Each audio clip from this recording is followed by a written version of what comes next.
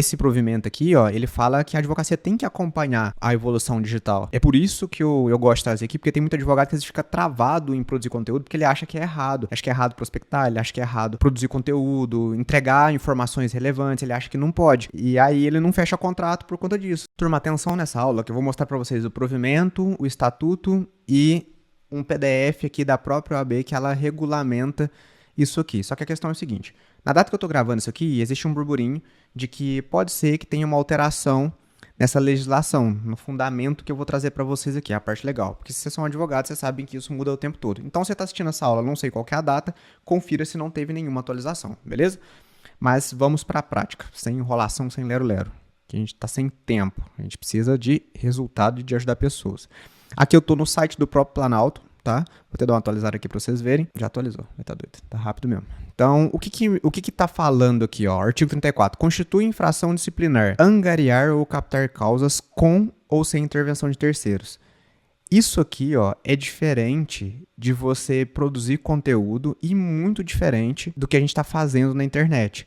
Esse angariar aqui ou captar causas, ele tem um fim mercantil, aquilo que denigre, aquilo que atrapalha a advocacia. Não é o que a gente faz, levar informação, trazer consciência para as pessoas, enfim, nos outros artigos aqui que eu vou mostrar para vocês, vocês vão entender melhor sobre isso. Mas, Luiz, e se eu errar a mão? O que eu faço? Ó, na pior das hipóteses, artigo 34, vamos ver as penas aqui dele. As sanções disciplinares consistem em censura, suspensão, exclusão e multa. Aí aqui, ó, as infrações definidas no artigo 1º, não, é nos incisos, né? Nos incisos. 1º, nosso caso aqui é o 4º, né? Se não estiver enganado. É o 4º. Então ele se enquadra no 1º inciso, que seria censura. Então, na pior das hipóteses, galera, você vai tomar uma censura se você errar. Luiz, mas aqui aconteceu diferente. Mas cada processo de um jeito. Mas eu tomei uma suspensão. Aí, vocês são advogados, vocês leiam tudo. O que eu, Luiz Guilherme, faço? Quando eu pego uma lei, por exemplo, essa, se você nunca leu, se você não lembra, pega do começo e lê até o fim, pelo menos uma vez na tua vida. Que aí você vai saber tudo que existe aqui e depois você estuda pontualmente. Nesse caso aqui, a gente está querendo saber só o que acontece se você errar na mão ou se alguém te ameaçar, por exemplo, sei lá, um diretor ou então às vezes um presidente da OAB fala, você não pode produzir conteúdo não, porque senão eu vou abrir um processo porque você está angariando e captando causas. Você sabe que na pior das hipóteses que ele pode fazer é te mandar uma censura e ainda assim você pode provar para ele que isso não acontece. Ó, que é isso que eu estou te dizendo. Código de ética. O que fala o Código de Ética sobre isso? Se eu não estiver enganado, acho que é o artigo 39. Até deixei aqui, ó. 39. A publicidade profissional do advogado tem caráter meramente informativo. É diferente de angariar. E deve primar pela discrição, sobriedade e não podendo configurar captação de clientela ou mercantilização da profissão. Galera, isso aqui precisa existir, tá? Imagina o seguinte. Somente hoje, divorcie da sua mulher por apenas R$ 99,90. Somente hoje, Gente, e primeiro que isso não funciona, falando de marketing. E segundo que a gente precisa tomar um certo cuidado, porque é o que eu disse. Além de ser ruim de marketing, atrapalha, ofusca, fere a sobriedade da advocacia. A gente tem uma posição, né? Por conta de defender a democracia, o nosso trabalho, nossa função na sociedade ela é muito importante. Então a gente não pode se esquecer disso. Então tem que tomar cuidado com isso aqui, ó. Sobriedade e primar pela descrição. E digo mais, o melhor anúncio ou a melhor propaganda é aquela que não parece propaganda. Mas vamos seguir aqui que a gente quer falar somente sobre a parte técnica com vocês. O artigo 40 eu volto depois nele, quero mostrar o 42. Olha lá, ó, é vedado ao advogado. Aí, meu Deus do céu, e agora? Como é que é? Ó, responder com habitualidade sobre matérias jurídicas nos meios de comunicação social. Mas, depois a gente tem um provimento que ele complementa isso aqui para trazer mais clareza. Debater em qualquer meio de comunicação causa o patrocínio de outro advogado. Isso aqui nunca é interessante, né? Um advogado tá atuando lá, você vai lá e fala que ele tá fazendo errado, ou que não deveria ser assim, ou que é isso, ou que é aquilo. Mas eu já vi muitas pessoas dando opinião sobre um caso de repercussão nacional, sobre crime ou sobre um homicídio, etc. Eu não acho que seja errado, tá? Ele tem uma linha muito tênue ali onde você pode dar a sua opinião jurídica e onde você vai opinar ou debater sobre a causa que outra pessoa está fazendo. Então, por exemplo, deveria fazer isso, deveria entrar com isso, ou isso aqui tá errado, ou isso aqui tá certo. Não, eu não acho que seja isso. Mas você pegar aquele caso e explicar juridicamente para as pessoas o que está acontecendo e por que aconteceu aquilo, ou por que pode acontecer isso, é relevante para a sociedade, e eu não entendo como um debate, mas sim como informação, você trazendo conteúdo para as pessoas. Abordar tema de modo a comprometer a dignidade da profissão, ou seja, cuidado com as coisas que você fala, né? Não tem nem como dar exemplo disso aqui. Divulgar ou deixar de ser divulgada a lista de clientes e demandas, ou seja, você não vai ficar expondo os seus clientes nem a lista deles. E insinuar para reportagens e declarações públicas. Insinuar-se, ou seja, você está dando uma entrevista explicando alguma coisa e aí você fala, para entrar em contato comigo, somente hoje, clique... Não, gente, não é isso. Tá? Até porque eu volto a dizer, isso não é um bom marketing.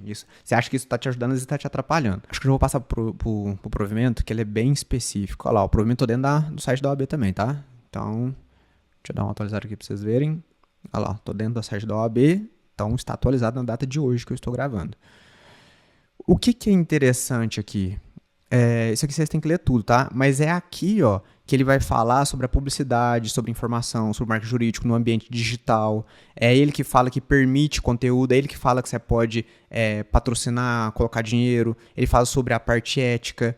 Então aqui ele tem todo um conteúdo sobre prospecção, fala sobre prospecção passiva, prospecção ativa, que é o que eu falo com vocês.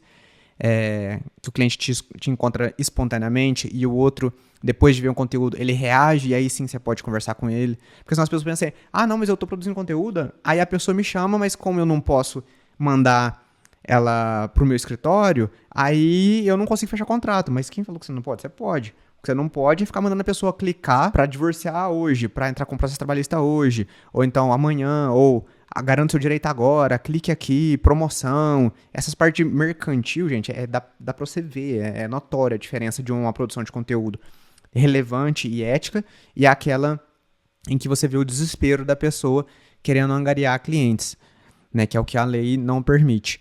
Mas aqui, ó, no marketing de conteúdos jurídicos, poderá ser utilizado publicidade ativa ou passiva, desde que não esteja incutida na mercantilização. Acabei de falar, ó. A captação de clientela ou o emprego excessivo de recursos financeiros. Ou seja, você pega R$1 milhão e roda de tráfego para poder trazer todo mundo para o seu escritório. Não faz sentido isso. Primeiro que você nem dá conta da demanda.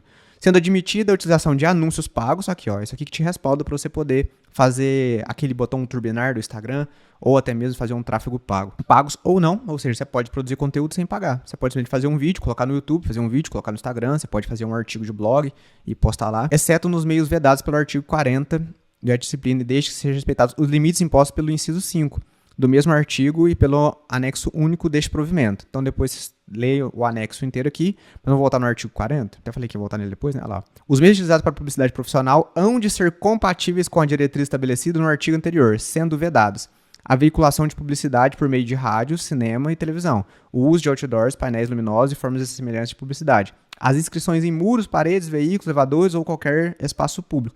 Imagina o seguinte, tem um site aí que as pessoas vendem imagens e vendem vídeos maiores para 18. Aí você pega e mete um anúncio lá. Aí não dá, né?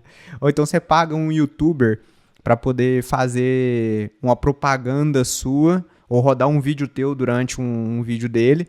E aí o conteúdo que ele fala lá é totalmente contrária da sobriedade da advocacia. É isso aqui que ele está falando, que não é para você fazer. Agora, lá no seu Instagram, no seu Facebook, no seu YouTube, no seu canal, você pegar um conteúdo e você pagar para que ele seja mostrado a outras pessoas, não tem nada de errado, muito pelo contrário. É interessante, porque esse provimento aqui, ó, ele fala que a advocacia tem que acompanhar a evolução digital. É por isso que eu gosto de trazer aqui, porque tem muito advogado que fica travado em produzir conteúdo, porque ele acha que é errado. Ele acha que é errado prospectar, ele acha que é errado produzir conteúdo, entregar informações relevantes, ele acha que não pode. E aí ele não fecha contrato por conta disso. E quando, na realidade, hoje, eu digo que parte da democracia, todo mundo ter acesso aos advogados de onde eles estão. Então, pode ser que alguém está precisando de ajuda em relação ao direito de trabalho, por exemplo, que ele não sabia que ele tinha direito a uma hora extra.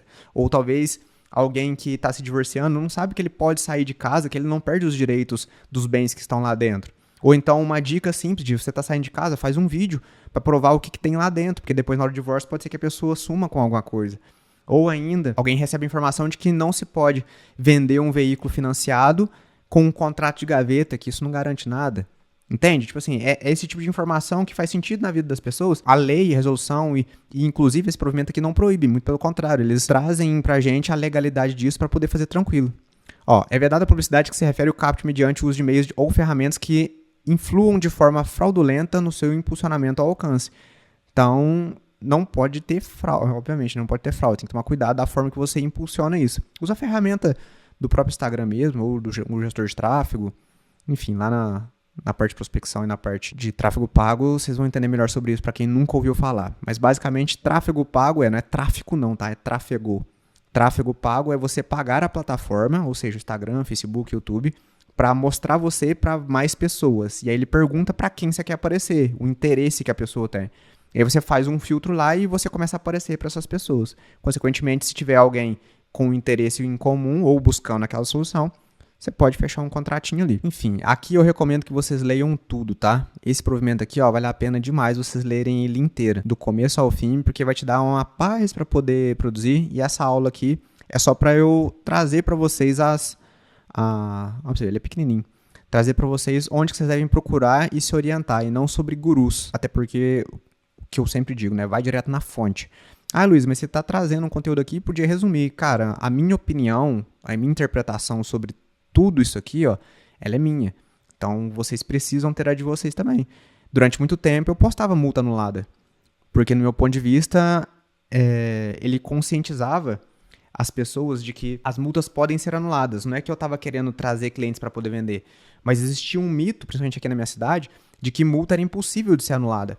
E aí, qual que era uma forma de eu poder mostrar de que as pessoas não precisam ser injustiçadas quando elas tomam uma multa que não concordam? Como que faz para ela poder recorrer? Ah, mas nunca dá certo. Aí eu ia e mostrava uma multa que aconteceu, principalmente casos que as pessoas sabiam, e aí mostrava ela. Inclusive, a minha multa, quando eu anulei ela, eu postei ela na internet. E qual que era a ideia? Era debochar? Era falar, não, era provar para as pessoas que o processo administrativo ele segue regras, e quando ele não segue, ele pode ser... Pode não, ele vai ser contestado, né, quando contrata a gente, e a gente anula aquele processo e as penalidades. Ou seja, a pessoa não precisaria pagar a multa e nem sofreria suspensão de carteira, que é o que o meu escritório faz. Então, entende que, tipo assim, eu não estava mercantilizando, falando multas anuladas por R$2.000 apenas. Economize R$1.000. Em vez de pagar 3.000 na multa, pague 2.000 para mim e eu recorro para você. Não era isso, não era sobre isso, mas era sobre conscientizar as pessoas de que existe sim um procedimento em que você pode apresentar defesa e recurso, e aquilo conscientizou as pessoas. Ah, então tem como anular. Então, quando a pessoa tomava a multa e ela não concordava, ela me procurava. Entende? Eu não vendi 1 milhão de contrato porque tinha uma multa lá escrito anulado, uma declaração do declaração não, a notificação do Detran dizendo multa anulada. Entende? Mas na época não existia esse provimento aqui ainda, e segundo o código, eu estava errado, eu não poderia postar. Só que mesmo assim eu preferi correr o risco, porque eu achava que o benefício de ajudar as pessoas e trazer a consciência era maior do que o risco de tomar uma censura. E se eu tomasse a censura, eu ia falar, ok, se vocês acham que isso aqui não pode ser feito, então eu vou parar de fazer. Mas eu nunca tomei censura, nem punição, nem nada. Até porque hoje, além da advocacia, eu tenho uma empresa de recurso de multa, né? E aí ela não segue isso aqui à risca. Mas eu tô falando para vocês sobre prospecção de clientes, né? Não sobre o meu modelo de negócio. Mas tem como sim fazer, ainda mais por ser administrativo. Fechou? Dei uma lida que eu não esqueci de nada, mas é isso mesmo. O que vocês têm que estar ciente é que é permitido produzir conteúdo, é permitido entregar conteúdo com o objetivo de conscientizar e de ajudar as pessoas. O que não é permitido é a mercantilização, precificação e você fazer frases. Eu tinha até anotado as frases aqui, deixa eu mostrar as frases que eu tinha anotado para vocês verem a diferença de um para outro, quer ver? Garanta seu direito agora. Entre em contato e que resolvemos o seu problema. Isso aqui, ó, é proibido. Por quê? Porque primeiro que você está prometendo, e segundo, de que fica muito claro que você está mercantilizando algo. Por exemplo, agora eu falei no começo da aula, divorcie hoje por R$1.000. Não, cara, não é isso. Primeiro que você vai sujar o seu público, você vai sujar a sua imagem, atrelando a isso. E segundo que é uma péssima propaganda. A melhor propaganda é aquela que você dá uma informação para a pessoa, você mostra que tem autoridade, você mostra que entende daquilo e a pessoa, caraca, esse advogado é bom. E aí eu tenho um problema desse. Aí a pessoa vai e comenta, ou ela curte, ou ela te chama em um lugar separado, ou ela te manda mensagem. E aí sim você fala, olha, para fazer isso, um divórcio, ou para fazer uma ação trabalhista, a gente precisa disso, precisa te consultar, precisa conversar com você, e por aí vai. E sobre produzir conteúdo que pareça uma consulta, Atendimento é diferente de consulta, tá? Ah, Luiz, mas eu cobro consulta. Eu estudei 5 anos, então eu cobro consulta. Cara, o problema é seu. Eu acho, pra ser bem claro, eu acho burrice cobrar consulta, tanto presencial como online, porque você afasta o cliente. Então, se você tem a chance de vender um contrato de 2, 3 mil, 10 mil, 50 mil, você mata metade ou 80% das oportunidades cobrando consulta no começo. Você poderia simplesmente fazer um atendimento. O que é diferente de atendimento para consulta, no meu ponto de vista? A consulta, você tem que dar uma solução para a pessoa ali. Você está solucionando, consultando, ou seja, ele te traz um problema, te traz os documentos, você olha ali e dá um parecer para ele. Agora, um atendimento, você entende o problema da pessoa, ela te conta a história, você entende qual é o problema e você fala para ela qual seria a solução na justiça ou fora da justiça. Olha, eu pego caso igual ao seu, já tive resultados assim, já tive casos assim, o que você pode fazer isso, isso, isso, mas você não é obrigado a entregar uma solução ou entregar, sei lá, um documento com um parecer do que deve ser feito. Você só precisa atender a pessoa. E se ela tiver interesse que você resolva, aí você faz o contrato e aí depois você entrega o passo a passo para ela, documentação, como que faz, enfim. É diferente atendimento de venda e atendimento de consulta. Ah, Luiz, então você abre caixinha de pergunta no Instagram e as pessoas perguntam e você responde? Sim, claro. O que eu não falo para elas é, por exemplo, o passo a passo e o como deve ser feito aquilo juridicamente. Né? Por exemplo, vai no Procon, faz isso aqui, menciona isso, pede para intimar tal pessoa, isso aí seria uma consulta, de ouvir a pessoa inteira. Agora a pessoa pergunta assim, Luiz, posso vender meu carro e financiar para a pessoa? Pode. Como? Aí me contrata. Entendeu? Existe uma diferença. Ah, Luiz, a empresa tal me vendeu um carro e agora ele está com defeito. Não tem nada a ver com a minha área, que é trânsito e recurso de multa, mas tem a ver com o consumidor. Eu vou responder? Vou. Olha, você tem direito à garantia de tantos meses, então entre em contato com a empresa. Se eles não resolverem, contratam um especialista, ou então entra no Procon, ou então entra na justiça. Entende como é diferente de você? Não, porque o artigo tal fala tal coisa, você tem que fazer isso. Não, não é isso. Entende? Na internet você tem que ir para uma linha mais aberta. A gente fala topo de funil, né? Você tem que abrir o teu funil para as pessoas entenderem uma forma simples que você fala e ela saber que é o direito dela. Ela não precisa basicamente já ter o direito garantido ali pela tua fala, mas ela entender a oportunidade que você tem dentro do escritório, que oferece soluções. E ele tem um problema que a tua solução resolve. Então, vocês apertam a mão, ele te paga e você entrega o serviço. Simples, é isso. O conteúdo, na maioria das vezes, na internet, que é isso aqui que eu tô falando que vale a pena e que faz sentido, é que o cliente, muitas das vezes, ele não tem noção. Tipo assim, ele olha pra cima e fala, como que eu vou resolver isso, Deus? Aí aparece você na internet, entregando justamente um conteúdo que desmistifique algo ou que traga consciência para ele de como que aquilo pode ser resolvido. E aí, na hora que ele entende que aquilo ali pode ser resolvido, seja na justiça, administrativamente, ou até com uma reunião com você, aí é o momento de você fazer, sim, a sua venda, né? Que, aperta a mão e fecha o contrato. Mas é basicamente isso. É você trazer consciência para as pessoas. Fechou? Deixa eu ver se eu esqueci alguma coisa, mas eu acredito que não. O que eu posso te dizer, poderia deixar como tarefa nesse caso aqui, eu nem tinha colocado tarefa não, mas acho que uma tarefa para isso é você separar pelo menos 10 perguntas que os clientes mais te fazem.